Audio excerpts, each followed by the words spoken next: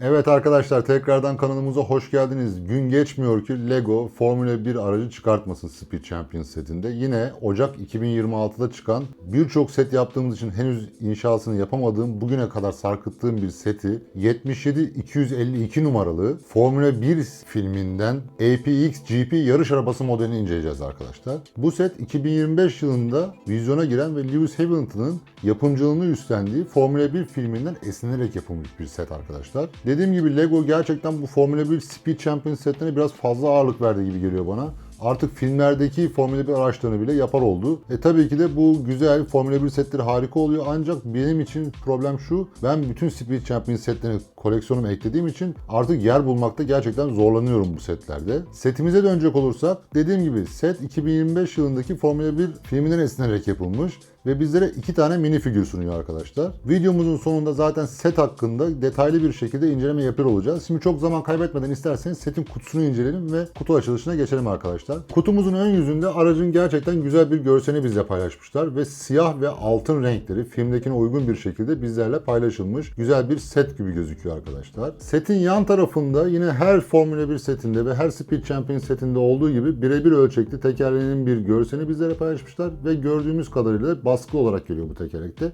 Bu da güzel olmuş bence. Kutunun arka yüzüne geçtiğimizde ise arka yüzünde 2 tane mini figürden bahsetmiş sizlere. Onları vermişler bize. Şu görmüş olduğunuz mini figür filmdeki Sonny Hayesi karakteri, yani Brad Pitt tarafından canlandıran karakter. Bu ise Damson Idris tarafından canlandırılan Joshua Pease karakterini bizlere sunmuş Lego. 2 tane farklı mini figürle geliyor bu set.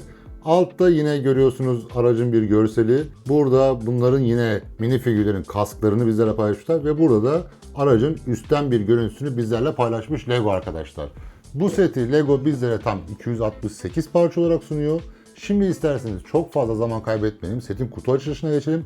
Kutu açılışından sonra sizlerle birlikte seti yapacağız. Siz bu yapım aşamanı hızlandırılmış şekilde izleyeceksiniz ve videonun sonunda da bu seti kapsamlı, detaylı bir şekilde inceliyor olacağız arkadaşlar. Şimdi sizlere iyi seyirler diliyorum. Videonun sonunda görüşmek üzere. Hoşça kalın. Evet arkadaşlar, şimdi kutumuzun açılışını yapıyoruz. Bakalım Lego bu 268 parçayı bize kutu içerisinde kaç farklı poşet içerisinde sunmuş ve kutu içerisinde yapım parçalarının haricinde neler sunmuşlar bizlere. Hep birlikte isterseniz zaman kaybetmeden şimdi kutumuzu açalım arkadaşlar. Evet, bu kutulara çok zarar vermeden açmayı deniyoruz. Evet. Şöyle tek tek, evet. Lastikleri farklı bir paket içerisinde sunmuşlar bizlere ve aracın şasisini, bu genelde Speed Champions setlerinde çıkıyor biliyorsunuz. Burada 3 numaralı paketimiz çıktı. Yapım kılavuzumuz. 4 numaralı, 1 numaralı poşetimiz ve 2 numaralı poşetimiz çıktı. Yapım kılavuzumuz bu şekilde. Bu sette 2 tane mini figür oluyor diye biliyorum ben. Bakalım şöyle yani.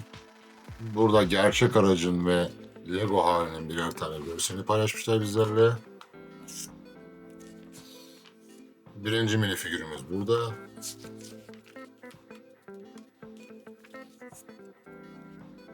İkinci mini figürümüz de burada arkadaşlar. Yavaş yavaş yapım safhalarına geçiyor. Evet, sticker setimiz de burada.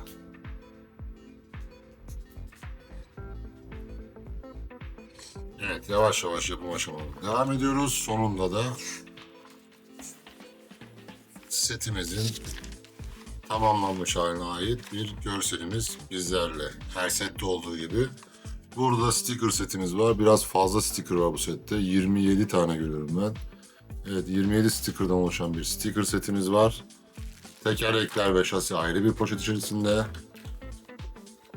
Ve şurada kutu üzerinde görebildiğiniz gibi 2 tane de mini figürle birlikte geliyor bu set bizlere arkadaşlar. İsterseniz şimdi zaman kaybetmeden hızlandırılmış şekilde yapım aşamasına geçelim. Yapım aşamasından sonra da seti detaylı bir şekilde inceliyor olacağız. Sizlere iyi seyirler diliyorum.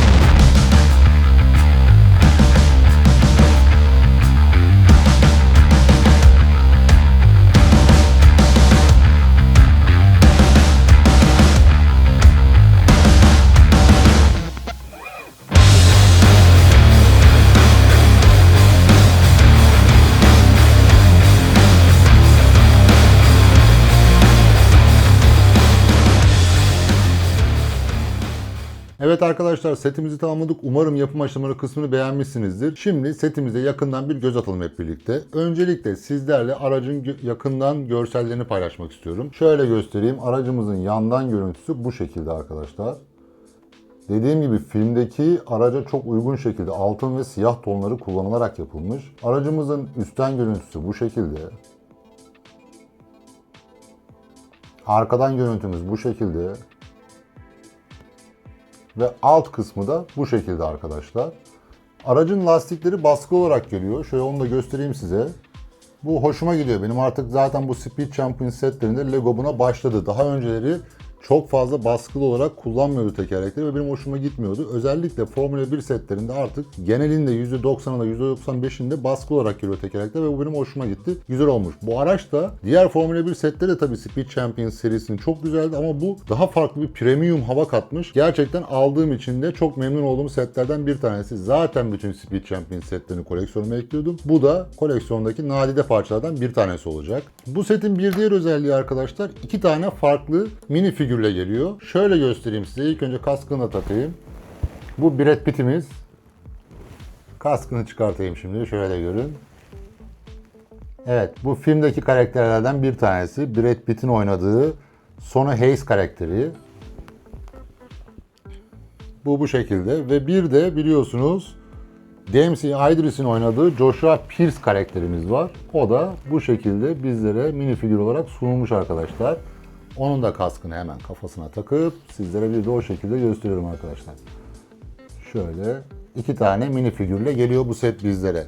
Set gerçekten güzel. Zaten yapım aşamaları neredeyse bütün Speed Champions Formula 1 setlerinin aynı. Bunda da çok büyük farklılıklar yok açıkçası. Yani bütün setler birbirine benziyor yapım aşamaları olarak. Çok fazla Speed Champions Formula 1 seti yaptıysanız ve bunu koleksiyon olarak toparlamıyorsanız belki de almayı tercih etmeyebileceğiniz bir set olabilir. Özellikle bu setteki en büyük dezavantaj tabii filmdeki bütün reklam stikerleri, reklam baskıları bu sette de kullanıldığı için ve bizim karşımıza sticker olarak geldiği için tam 27 tane sticker'dan oluşan bir sticker kataloğumuz var arkadaşlar. Bundan 27 tane sticker var. Bu da bence çok fazla bir sayı.